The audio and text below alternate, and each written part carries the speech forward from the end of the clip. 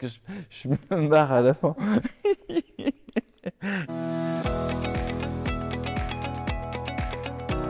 Je suis super content d'avoir obtenu ça. Enfin, c'est pas moi qui ai obtenu le label, hein, c'est Prématech.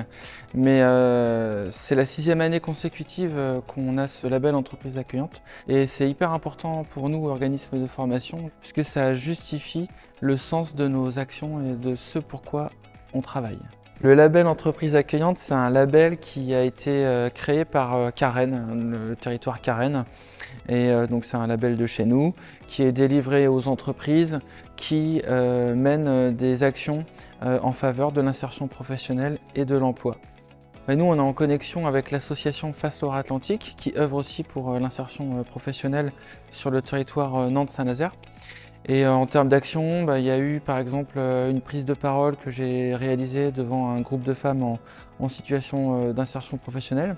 Et puis là actuellement, j'accompagne un jeune qui va rentrer en apprentissage au mois de septembre. Il s'appelle Clay et il a visité nos locaux. Ça fait partie d'entreprises accueillantes aussi.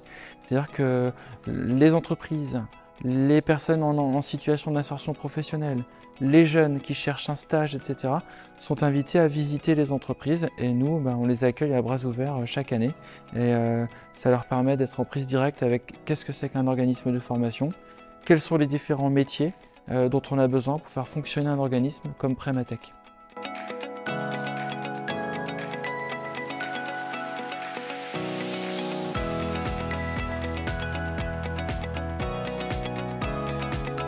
On va continuer de développer cette culture de l'intégration et de la visite de stagiaires, par exemple, dans nos entreprises, parce que c'est hyper intéressant à double titre. D'abord, parce que nous, on a le souhait d'ouvrir nos portes vers l'extérieur.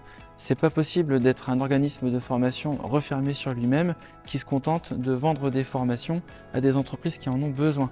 Et le deuxième point, on s'est rendu compte que ça permettait aux collaborateurs, quand ils accueillaient un jeune par exemple, de faire un pas de côté par rapport à leur quotidien professionnel, à leur métier. Et on pense que ça leur permet aussi de donner du sens à ce pourquoi ils se réveillent tous les matins.